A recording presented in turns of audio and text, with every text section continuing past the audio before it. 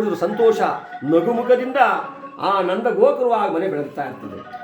ಯಾರು ಅಂದರೆ ಶನೇಶ್ವರ ಸ್ವಾಮಿ. ಅವನೇನಾರು ಸ್ವಲ್ಪ ಕ್ರೂರನ ಆಗ್ಬಿಟ್ರೆ ಸಂಸಾರವೇ ಅಲ್ಲೋಲ ಕಲ್ಲೋಲವಾಗಿ ಹೋಗುತ್ತೆ. ಮಗಳೇ ಒಂದು ಕಡೆ, ಮಗನೇ ಒಂದು ಕಡೆ, ಹೆಂಡತಿಯೇ ಒಂದು ಕಡೆ, ಗಂಡನೇ ಒಂದು ಕಡೆ ಅಗಲುವಂತೆ ಮಾಡ್ತಕ್ಕಂಥ ಕ್ರೂರವಾದ ಶಕ್ತಿ ಉಳ್ಳವನೇ ಈ ಶನೇಶ್ವರ ಸ್ವಾಮಿ. ಇವನ ಚರಿತ್ರೆಯನ್ನು ಹೇಳ್ತಾ ಹೋದರೆ ಮತ್ತೊಂದು ಮಾತಿದೆ, ಹೇಳ್ತೀನಿ ಕೇಳಿ. ಇವನು ಹುಟ್ಟಿದ ತಕ್ಷಣ ತಂದೆಯಾದ ಸೂರ್ಯದೇವ ಪುತ್ರ ಪ್ರೇಮದಿಂದ ಯಾವ ಅರುಣನನ್ನು ಸಾರಥಿಯನ್ನಾಗಿ ಮಾಡಿಕೊಂಡು ಸಪ್ತಾಶ್ವಗಳನ್ನು ರಥಕ್ಕೆ ಕಟ್ಟಿಕೊಂಡು ಪುತ್ರ ಪ್ರೇಮದಿಂದ ನೋಡುವುದಕ್ಕಾಗಿ ತನ್ನ ದಿನನಿತ್ಯದ ಕಾರ್ಯವನ್ನು ಮುಗಿಸಿಕೊಂಡು ಆ ರಥವನ್ನು ತಂದು ನಿಲ್ಲಿಸಿದ್ದಾನೆ. ಎಲ್ಲಿ? ಯಾವ ಛಾಯಾದೇವಿ ಆ ಮಗುವನ್ನು ಎತ್ತು ಮರದಲ್ಲಿ ಹಾಕಿದ್ಲಲ್ಲ, ಯಾರನ್ನ? ಈ ಶನೇಶ್ವರ ಸ್ವಾಮಿಯನ್ನ. ಅಲ್ಲಿಗೆ ಬಂದ. ಆಗ ತಾನೇ ಹುಟ್ಟಿದ ಮಗು ಇವನು ಹುಟ್ಟಿದಾಗ ಹೆಂಗಿದ್ದ ಅಂದರೆ ಕಪ್ಪು ರೂಪ, ವಕ್ರವಾದ ರೂಪಿ, ಸಣ್ಣ ಸಣ್ಣ ಕಿರುಜಡೆ, ಈ ರೀತಿಯಾಗಿರಬೇಕಾದ್ರೆ ಪ್ರಕಾಶಮಾನವಾದಂಥ ಸೂರ್ಯದೇವ ನೋಡಿ ಚೇ ಇವನೇನು ನನ್ನ ಮಗನೇ, ಇಂತಹ ಸೂರ್ಯದೇವರು ಇಂಥ ಮಗ ಹುಟ್ಟಿದನೇ ಎಂದು ಮನಸ್ಸಲ್ಲಿ ಅಂದುಕೊಂಡನೋ ಏನೋ. ಆ ಮಲಗಿದ್ದಂಥ ಶನೇಶ್ವರ ಸ್ವಾಮಿ ತಂದೆಯ ಕಡೆ ದೃಷ್ಟಿ ಬಿಟ್ಬಿಟ್ಟ. ದೃಷ್ಟಿ ಬಿಟ್ಟ ತಕ್ಷಣ ಸೂರ್ಯದೇವನಿಗೆ ಕುಷ್ಠರೋಗ ಕುಂತಲೇ ಬಂದ್ಬಿಡ್ತು. ರಕ್ತ ಕೇವು ಗತ ಗತ ಗತ ಗತ ಗತ ಅಂತ ನಾಡ್ತಾ ಇದೆ. ರಥಕ್ಕೆ ಕಟ್ಟಿದ್ದ ಸಪ್ತಾಶ್ವಗಳ ಕಣ್ಣುಗಳು ಹೋಗ್ಬಿಟ್ಟು ಕುರುಡಾಗ್ಬಿಟ್ಟು ಕುದುರೆ. ರಥದಲ್ಲಿ ಕುಳಿತಿದ್ದ ಯಾವ ಹರುಣನ ಕಾಲು ಬತ್ತಿ ಹೋದೋ. ಪ್ರಪಂಚದಲ್ಲಿ ಸೂರ್ಯ ಹುಡ್ತಾ ಇಲ್ಲ, ಸೂರ್ಯ ಮುಳುಗ್ತಾ ಇಲ್ಲ. ಇಡೀ ಬ್ರಹ್ಮಾಂಡವೇ ಅಂಧಕಾರವಾಗಿದೆ. ಅಕ್ಕಿ ಪಕ್ಷಿಗಳಲ್ಲಿ ದಿಕ್ಕು ತಪ್ಪಿ ಓಡಾಡ್ತಾ ಇವೆ. ಪೂಜೆ ಇಲ್ಲ, ಪುರಸ್ಕಾರವಿಲ್ಲ, ದೀಪ ಧೂಪ ನೈವೇದ್ಯವಿಲ್ಲ, ಜಪ ತಪಗಳಿಲ್ಲ, ಭಗವಂತನ ಸ್ಮರಣೆ ಇಲ್ಲ. ಆ ಪ್ರಪಂಚವೇ ಏರುಪೇರಾಗುತ್ತೆ, ಅಲ್ಲೋಲ ಕಲ್ಲೋಲವಾಯಿತು. ದೇವಾನು ದೇವತೆಗಳೆಲ್ಲ ಯೋಚನೆ ಮಾಡ್ತಾ ನಾರದರ ಸಹಿತವಾಗಿ ಎಲ್ಲರೂ ಯೋಚಿಸಿದಂತೆ ಶನೇಶ್ವರ ಸ್ವಾಮಿ ತಂದೆಯ ಮೇಲೆ ದೃಷ್ಟಿ ಬಿಟ್ಟಿದ್ದಾನೆ. ಸೂರ್ಯ ಮುಡ್ತಾ ಇಲ್ಲ, ಸೂರ್ಯ ಮುಳುಗುತ್ತಾ ಇಲ್ಲ, ಪ್ರಪಂಚವೇ ಅಲ್ಲೋಲ ಕಲ್ಲೋಲ ಆಗ್ತಾ ಇದೆ. ಬನ್ನಿ ಅಂತ ಎಲ್ಲರೂ ಬೇಡಿಕೊಂಡು ಆ ಭಗವಂತನನ್ನು ಬೇಡಿಕೊಂಡ್ರಂತೆ. ಅಪ್ಪ ಮಹಾನುಭಾವ, ಲೋಕ ಕಲ್ಯಾಣವಾಗಲಿ, ಬಿಟ್ಟಿರ್ತಕ್ಕಂಥ ದೃಷ್ಟಿಯನ್ನು ಹಿಂತೆಗೆದುಕೋ ಅಂತ ಹೇಳಿದಾಗ ತಂದೆ ಮೇಲೆ ಬಿಟ್ಟಿದ್ದ ದೃಷ್ಟಿಯನ್ನು ಹಾಗೆ ಹಿಂದೆ ತೆಗೆದುಕೊಂಡ ಪರಮಾತ್ಮ. ದೇವಾನು ದೇವತೆಗಳೆಲ್ಲರೂ ಕೂಡ ಈ ಪರಮಾತ್ಮನಿಗೆ ಆಜ್ಞೆ ಮಾಡಿದಂತೆ ಎಲ್ಲ ಶಕ್ತಿಯನ್ನು ಆ ಶನೇಶ್ವರ ಸ್ವಾಮಿಗೆ ನೀಡಿದ್ರು. ಹೋಗು, ಪ್ರಪಂಚದಲ್ಲಿ ನೀನು ಕರ್ಮ ಫಲದಾತಾಯ ಹೆಸರಿನಿಂದ ಅವರವರ ಕರ್ಮಕ್ಕೆ ಅವರವರ ಕಟ್ಟುಪಾಡಿಗೆ ತಕ್ಕಂತೆ ನೀನು ಕಷ್ಟಗಳನ್ನು ಕೊಟ್ಟು ಆ ಪ್ರಜೆಗಳನ್ನು ಸರಿದಾರಿಗೆ ತೆಗೆದುಕೊಂಡು ಬಾ ಅಂತ ಹೇಳಿ ಆಶೀರ್ವಾದ ಮಾಡಿದಾಗ, ಇತ್ತ ಕಡೆ ಯಾವ ಮಹಾನುಭಾವ ಶನೇಶ್ವರ ಸ್ವಾಮಿ ಅಂದಿನಿಂದ ಇಂದಿನವರೆಗೂ ಕೂಡ ಆ ಕಾರ್ಯವನ್ನು ನೆರವೇರಿಸ್ಕೊಂಡು ಬರ್ತಾ ಇದ್ದಾನೆ ಎಂಬುದಾಗಿ ಹೇಳ್ತಾ ಇದ್ರೆ, ಸಿಂಹಾಸನಾಧೀಶನ ಕುಳಿತಿದ್ದಂಥ ವಿಕ್ರಮ ಎಲ್ಲವನ್ನು ಅವಲೋಕನ ಮಾಡ್ತಾನೆ, ತಲೆದೂಗ್ತಾ ಇದ್ದ. ತಂದೆಗೆ ಕಷ್ಟವನ್ನು ಕೊಟ್ಟ ಎಂಬ ವಿಚಾರ ಬಂದಾಗ ಪಕ ಪಕ ಪಕ ಪಕ ನಕ್ಬಿಟ್ಟ. ಬ್ರಾಹ್ಮಣೋತ್ತಮರೇ, ನೀವು ಹೇಳುವುದನ್ನೆಲ್ಲ ಕೇಳಿಕೊಂಡು ಕುಳಿತುಕೊಳ್ಳುವುದಕ್ಕೆ ನನ್ನನ್ನೇನು ಅಂದ್ಕೊಂಡ್ರೆ ನಾನೊಬ್ಬ ಮಹಾರಾಜ ಎಂಬುದನ್ನು ಮರ್ತರ? ನ್ಯಾಯ ಎಲ್ಲಿದೆ, ನೀತಿ ಎಲ್ಲಿದೆ, ಧರ್ಮ ಎಲ್ಲಿದೆ? ತಂದೆ ತಾಯಿಗಳು ಎಂದರೆ ಪ್ರತ್ಯಕ್ಷ ದೇವರು. ನಮ್ಮ ಧರ್ಮದಲ್ಲಿ ಹೇಳುತ್ತೆ, ತಂದೆ ತಾಯಿಗಳಿಗಿಂತ ದೊಡ್ಡ ದೇವರಿನ ಯಾವುದೂ ಇಲ್ಲ. ಅಂತಹ ತಂದೆಗೆ ಕಷ್ಟ ಕೊಟ್ಟವನನ್ನು ನಾವು ದೇವರು ಅಂತ ಪೂಜೆ ಮಾಡಬೇಕೆ? ನಿಲ್ಲಿಸಿ ಅವನಿಗೆ ಪೂಜೆ ಮಾಡಕೂಡದು. ಬ್ರಾಹ್ಮಣೋತ್ತಮ ಹೇಳಿದ, ಸ್ವಾಮಿ ಏನು ಹೇಳ್ತಾ ಇದ್ದೀರಾ? ನಾನು ನಡೆದಂಥ ವಿಚಾರವನ್ನು ಹೇಳಿದ್ದೇನೆ ವಿನಃ ಶನಿದೇವರಿಗೆ ಪೂಜೆಯನ್ನು ನಿಲ್ಲಿಸಿದ್ಯಾ ಆದರೆ ಅಪರಾಧವಾಗುತ್ತೆ, ಘೋರ ಕಷ್ಟಕ್ಕೆ ಗುರಿಯಾಗ್ಬಿಡ್ತೀರಾ. ನನ್ನ ಮಾತನ್ನು ಕೇಳಿ ಎಲ್ಲ ಗ್ರಹಗಳಿಗೆ ಅಂತೆ ಅವನಿಗೂ ಪೂಜೆ ನೆರವೇರಿಸಬೇಡಿ, ಸಾಧ್ಯವಿಲ್ಲ. ಮುಂದಿನ ಗ್ರಹದ ವಿಚಾರವನ್ನು ಹೇಳು. ಮುಂದಿನ ಗ್ರಹದ ವಿಚಾರ ಹೇಳೋದಕ್ಕೆ ಮತ್ತೊಬ್ಬ ಬ್ರಾಹ್ಮಣ ಮೇಲಕ್ಕಿದ್ದ, ಸ್ವಾಮಿ ಇನ್ನು ಮುಂದಿನ 8, 9ನೇ ಗ್ರಹ ಅಂದರೆ ರಾಹುಕೇತುಗಳು. ಸಿಂಹಿಕೆ ಎಂಬ ರಕ್ಕಸಿ ಗರ್ಭದಲ್ಲಿ ಹುಟ್ಟಿದಂಥವರು. ರಾಹುವಾಗಿದ್ದವನನ್ನು ಪಂಕ್ತಿವಂಚನೆ ಮಾಡಿದ ಕಾರಣ ಯಾವಾಗ ಸೌಟಿನಿಂದ ಶ್ರೀಹರಿ ಛೇದಿಸಿದಾಗ ರುಂಡವೇ ರಾಹುವಾಗಿ ಮಂಡವೇ ಕೇತುವಾಯಿತು. ಅವು ಕೂಡ ಮನುಷ್ಯನಿಗೆ ಬಹು ಕಾಟವನ್ನು ಕೊಡ್ತವೆ. ಸಮಸ್ಥಿತಿಗೆ ಬಂದಾಗ ಒಳ್ಳೆ ಫಲವನ್ನು ಕೂಡ ಕರುಣಿಸ್ತವೆ. ಸ್ವಾಮಿ ಏನಂತ ಪ್ರಾರ್ಥನೆ ಮಾಡ್ಕೋಬೇಕು? ಅರ್ಧಕಾಯ ಮಹಾವೀರ್ಯಂ ಚಂದ್ರಾದಿತ್ಯ ಮಂಥನಂ ರೌದ್ರಂ ರೌದ್ರಾತ್ಮಕಂ ತಂ ರಾಘುವೇ ಪ್ರಣಮಾಮಿ. ಪರಾಪುಷ್ಪ ಸಂಗಾಸಂ ತಾರಕಾಗ್ರಹಮಸ್ತಕಂ ರೌದ್ರಂ ರೌದ್ರಾತ್ಮ ಕೇತುವೇ ಪ್ರಣಮಾಮಿ.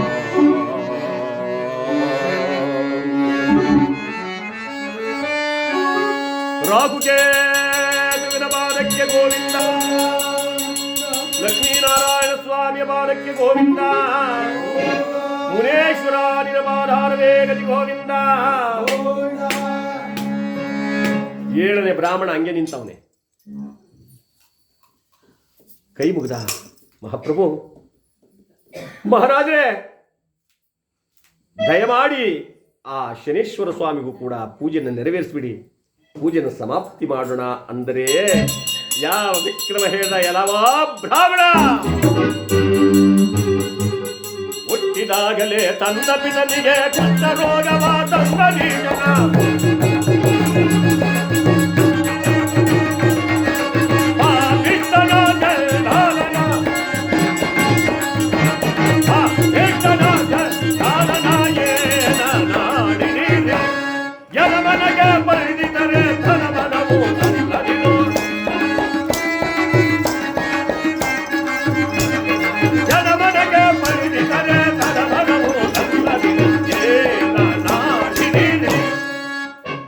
ಹುಟ್ಟಿದ ತಕ್ಷಣ ತಂದೆಯನ್ನು ನಾವು ದೇವರ ಪೂಜೆ ಮಾಡಬೇಕು, ಸಾಧ್ಯವಿಲ್ಲ. ಅವನಂತಹ ದೇವರೇ ಆಗಿದ್ದರೆ ಬರಲಿ ನನ್ನೆದುರಿಗೆ ಎಂದ.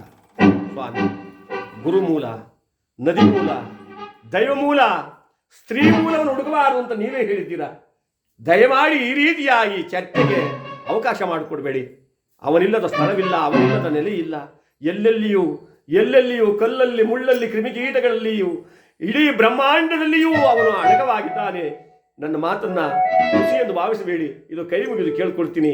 ಮಹಾಮಂಗಳಾರತಿಯನ್ನ ಪೂರೈಸಿ ಭಗವಂತನಿಗೆ ಸಮಾಪ್ತಿ ಮಾಡೋಣ.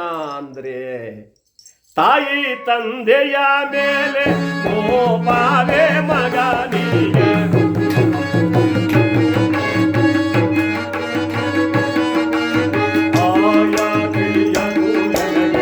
ಮನವು ನೊಯ್ಯುವುದೋ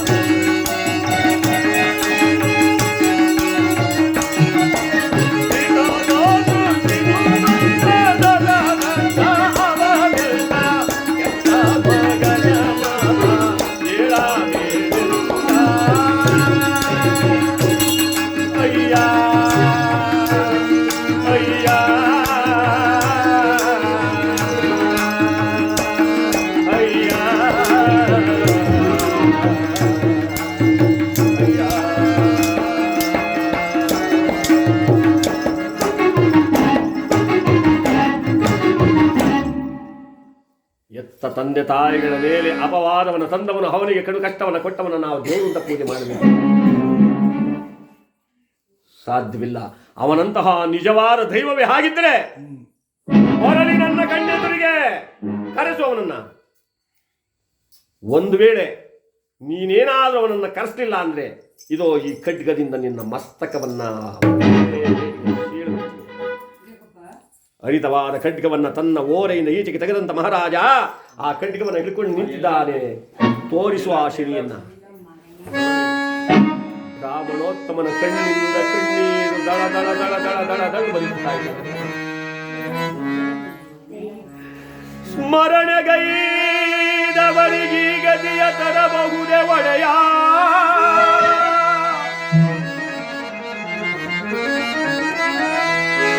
ದೇವಾ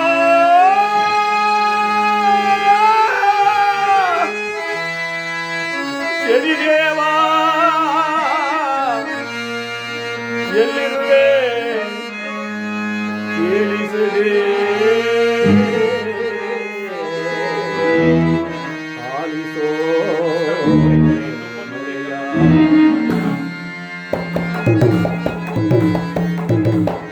ನೀನು ಬರಲಿಲ್ಲ ಅಂದ್ರೆ ಮಹಾರಾಜ ನನ್ನ ಉಳಿಸಲ್ಲ, ಪ್ರಾಣ ತೆಗೆದುಕೊಂಡು. ನನ್ನ ಪ್ರಾಣ ನಿನ್ನ ಕೈಯಲ್ಲಿದೆ ಸ್ವಾಮಿ, ನೀನೆಲ್ಲಿದ್ದರೂ ಸರಿ ಈಗ ಬರಲೇಬೇಕು ಅಂತ ಹೇಳಿ 2 ಗಂಟೆಗಳ ಪ್ರಾರ್ಥನೆ ಮಾಡ್ತಾ ಇದ್ದಾನೆ. ಶನಿದೇ ಶನಿದೇ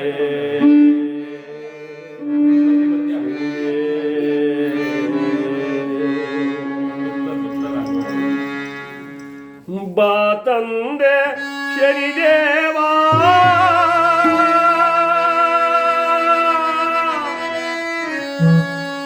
ನಿನ್ನ ಮನಸಾರೆ ಪೂಜಿಸುವೆ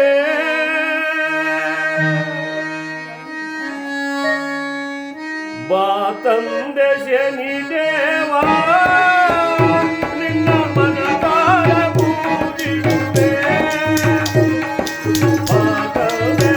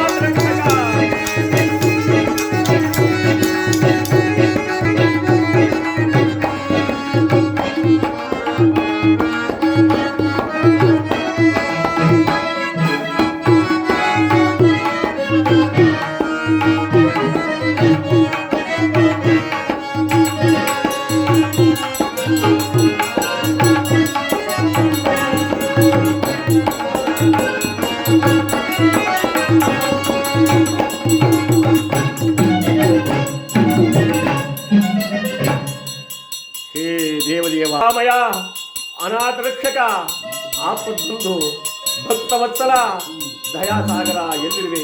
ನೀ ಬರದಿದ್ದರೆ ಈ ಮಹಾರಾಜನನ್ನು ಶಿರವನ್ನು ಉಳಿಸಲ್ಲ. ಬೇಗ ಬಾ, ಓಡಿ ಬಾ, ಓಡೋಡಿ ಬಾ ಎಂಬುದಾಗಿ ಕಣ್ಣಲ್ಲಿ ಕಂಬನಿಯನ್ನು ಹರಿಸುತ್ತಾ ಎರಡು ಕಣ್ಣುಗಳನ್ನು ಮುಚ್ಚಿ ಕರಜೋಡಿ ಭಗವಂತನಿಗೆ ಕೈ ಎತ್ತಿ ಮುಗಿದು ಕರೀತಾ ಇದ್ದಾರೆ. ಹೇ ಶನಿದೇ,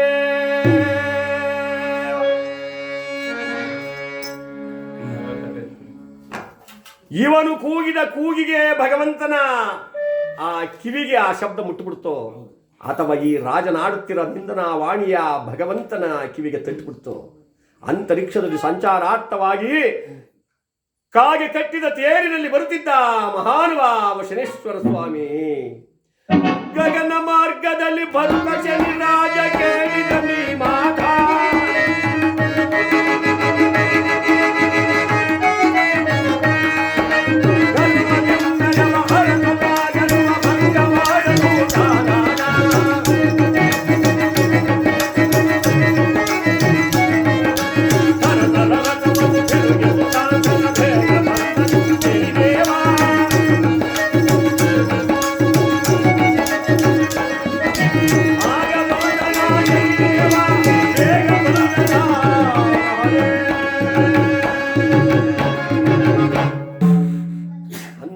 ಪಟ್ಟಣದಲ್ಲಿ ಹೋಗುತ್ತಿದ್ದ ಭಗವಂತ ದಿಢೀರ್ ಪಟ್ಟಣದ ಕಡೆಗೆ ತಿರುಗಿಸ್ಬಿಟ್ಟ ರಥವನ್ನ. ರಥ ಹಿಡಿಯಿತು. 1 ಕೋಟಿ ಸಿಡಿಲು ಹೊಡೆದು ಎಷ್ಟು ಶಬ್ದವಾಗುತ್ತೋ ಅಷ್ಟು ಶಬ್ದವಾಯಿತಂತೆ ಭೂಮಿಗಿಳಿದಾಗ. ಮಧೋನ್ಮತ್ತನಾಗಿ ಕುಳಿತಿದ್ದಾನೆ ವಿಕ್ರಮ ಸಿಂಹಾಸನಾಧೀಶನಾಗಿ. ತನ್ನ ಎಡಗಾಲಿಂದ ಜಾಡಿ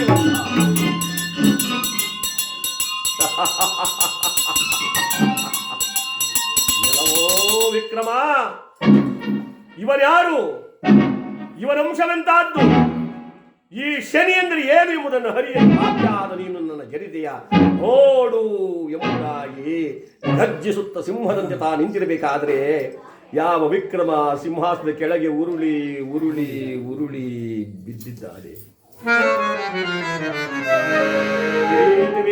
ಒಂದು ಕಡೆ ಬಿದ್ದೋಯ್ತು, ತಾನೇ ಒಂದು ಕಡೆ ಬಿದ್ದಿದ್ದಾನೆ. ಮೂರ್ಛಿತನಾಗಿದ್ದಾನೆ ಮಹಾರಾಜ. ಎಷ್ಟೋ ಹೊತ್ತಿನ ಮೇಲೆ ಚೇತರಿಸಿಕೊಂಡು ಬೆಲ್ಲನ್ನು ಕಣ್ಬಿಟ್ಟು ನೋಡಿದ ರೌದ್ರಾಕಾರನಾಗಿ ನಿಂತಿರ್ತಕ್ಕಂಥ ಶನೇಶ್ವರ ಸ್ವಾಮಿಯ ದಿವ್ಯ ರೂಪವನ್ನು ಕಂಡು ಗಡಗಡ ನಡುಗ್ತಾ ಇದ್ದಾನೆ. ಪರಮಾತ್ಮ ಶನಿದೇವ ಬಾರುನಂದನ ಛಾಯಾನುರೂಪ ಸಂಜಾತ ಅಪ್ಪ ಹರಿಯದರ ಗೈಲ ಮರವನ ಮುಂದಿರೋ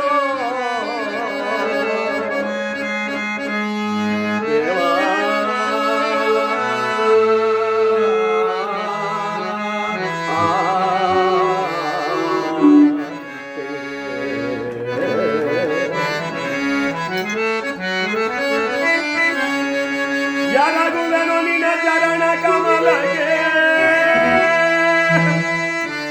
ಒಡೆಯ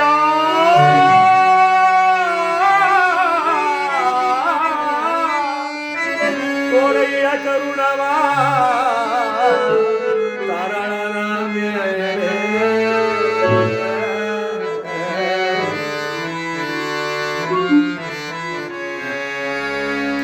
ತಿಳಿದೋ ತಿಳಿದೆ ಮಾಡಿಬಿಟ್ಟು ಅಪರಾಧ, ಅದಕ್ಕೆ ಮನ್ನಣೆ ಇಲ್ಲವೇ?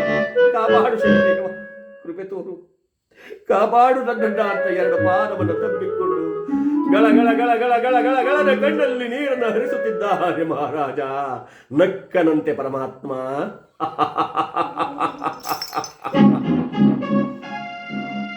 ಈ ಭೂಲೋಕದ ಜನಗಳು ಎಂಥ ಬುದ್ಧಿವಂತರಯ್ಯ. ಕಂಕಳಲ್ಲಿ ದೊಣ್ಣೆ, ಕೈಯಲ್ಲಿ ಶರಣಾರ್ಥಿ. ಹಾಡುವಾಗ ಏನೇನು ಬೇಕು ಅದನ್ನು ಹಾಡಿ ಈಗ ನನ್ನನ್ನು ಮನ್ನಿಸುವ, ನನ್ನನ್ನು ಕಾಪಾಡುವುದನ್ನು ಕೇಳುವರೆ ಯಾರು? ಈ ಮನುಷ್ಯನಿಗೆ ರಾಜ್ಯ ಮದ, ಯೌವನ ಮದ, ರಕ್ತ ಮದ, ಎಲ್ಲದಕ್ಕಿಂತಲೂ ಹಣ ಮದ. ನಿನಗೆ ಬಂದಿರತಕ್ಕಂಥದ್ದು ರಾಜ್ಯ ಮದ. ಅಂತಹ ರಾಜ್ಯದ ಪದವಿಯನ್ನು ನಾನು ಕಿತ್ತುಕೊಂಡು ತಿನ್ನುವ ಅನ್ನಕ್ಕೆ ಗತಿ ಇಲ್ಲದೆ ತೊಟ್ಟು ನೀರಿಗಾಗಿ ಅಲೆವಂತೆ ಮಾಡಿದಾಗ ನಾನ್ಯಾರೆಂದು ನಿನಗೆ ಗೋಚರವಾಗುತ್ತೆ. ನೋಡು,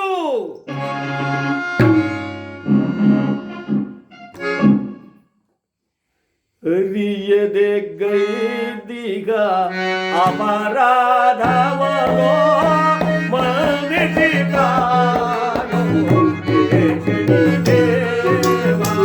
ಅರಿಯದೆ ಅಪರಾಧವೋ ಮನ್ನಿಸಿದ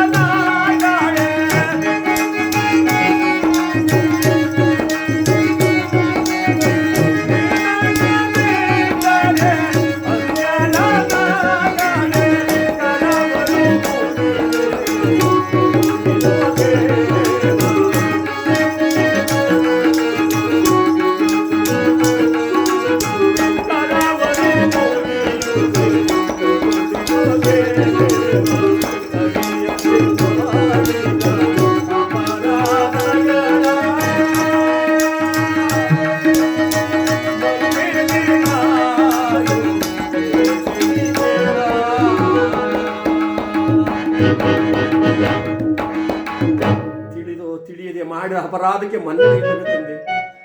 ಒಂದು ವೇಳೆ ಮಕ್ಕಳು ತಪ್ಪು ಮಾಡಿದ್ಯಾದ್ರೆ ಯಾವ ತಂದೆ ತಾಯಿಗಳು ತಾನೇ ಮನೆಯಿಂದ ಹೊರಗೆ ನೂಗ್ತಾರೆ ಸ್ವಾಮಿ, ನೂಗ್ಬಿಡ್ತಾರ. ಎಂಥ ಕೆಟ್ಟ ಮಕ್ಕಳನ್ನ ಹೆತ್ತಿದ್ರು ಕೂಡ ಮಕ್ಕಳನ್ನ ಮನೆಯಿಂದ ಹೊರಗೆ ನೂಕಲ್ಲ, ಆದರೆ ಎತ್ತ ತಂದೆ ತಾಯಿಗಳನ್ನ ಬೇಕಾದ್ರೆ ಹೊರಗೆ ನೂಕ್ಬಿಡ್ತಾರೆ ಮಕ್ಕಳು. ಹೀಗಿರುವಾಗ ಜಗತ್ತಿಗೆ ನೀನೊಬ್ಬ ತಂದೆಯಲ್ಲವೇ? ನಾವೆಲ್ಲರೂ ನಿನಗೆ ಮಕ್ಕಳಲ್ಲವೇ? ಆ ಪುತ್ರ ವಾತ್ಸಲ್ಯದಿಂದ ನನ್ನನ್ನು ಕಾಪಾಡು, ಕೃಪೆ ತೋರು, ದಯಮಾಡು. ಅಂಗಲಾಚಿ ಕಣ್ಣಲ್ಲಿ ನೀರನ್ನು ಹರಿಸುತ್ತಾ ಯಾವ ವಿಕ್ರಮ ಬೇಡ್ತಾ ಇದ್ರೆ ಪರಮಾತ್ಮ ಹೇಳ್ದ, ನಿನ್ನ ನೀಗ ಮನ್ನಿಸುವುದಿಲ್ಲ, ನಾನು ಯಾರೆಂದು ನಿನಗೆ ಮುಂದೆ ಗೋಚರವಾಗುತ್ತೆ. ಬಿಡುಭಾರವನ್ನ ಬಿಡಲಾರೆ ಎಂಬ ಅಪ್ಪಿಕೊಂಡನಂತೆ. ಬಾನುಜ ಪಾಲಿಸ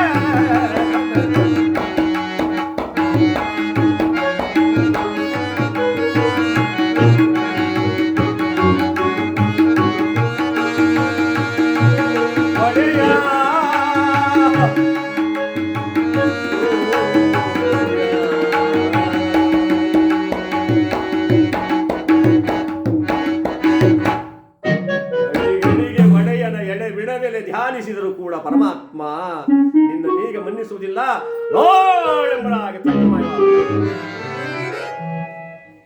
ಹೇಳಿದ ಪಟ್ಟನ್ನು ಬಿಟ್ಟು ನೋಡ್ತಂತೆ ಮಹಾರಾಜ ಭಗವಂತ ಅದೃಶ್ಯನಾಗಿ ಹೊರಟೋಗಿದ್ದಾನೆ. ಹೇ ದಯಾಮಯ ಶನಿರಾಜ ಆಪತ್ ಬಂದವ ದೇವಾ, ನಿರಾಕರಿಸಿ ಹೊರಟು ಹೋದಿಯಾ? ನಾನು ಯಾರಲ್ಲಿ ಹೇಳಿಕೊಳ್ಳಲಿ ಕಷ್ಟವನ್ನ ಯಾರಲ್ಲಿ ತೋಡಿಕೊಳ್ಳಲಿ ಅಂತ ಸುತ್ತ ನೋಡಿದ್ರೆ ಆ ಸಭೆಯಲ್ಲಿ ಅಲ್ಲೋಲ ಕಲ್ಲೋಲವಾಗೋಗಿತ್ತು. ಎಲ್ಲ ಧ್ವಾನಿಗೆ ತಗೋಬಿಟ್ಟದೆ. ಅಯ್ಯೋ, ಒಬ್ಬೊಬ್ಬರಿಂದ ಒಂಥರ ಅವತಾರ. ಕುಂತಿದ್ದವ್ರ ಮೇಲೆ ಕೇಳಕ್ಕಾಯ್ತಾ ಇಲ್ಲ, ನಿಂತಿದ್ದವ್ರು ಕೆಳಗೆ ಕೂತ್ಕೊಳ್ಳೋಕಾಯ್ತಾ ಇಲ್ಲ. ಯಾಕೆ ಹೇಳಿ? ಭಗವಂತ ಬಂದಂತ ರಭಸಕ್ಕೆ ಅಲ್ಲಿ ಇಲ್ಲೆಲ್ಲ ವಾಯ. ಧನುರ್ವಾಯ. ಚೇರಕ ಕೂತ್ಕೊಳ್ಳಿ, ಚೇರು ಹಾಕೊಂಡು ಕೂತ್ಕೊಳ್ಳಿ.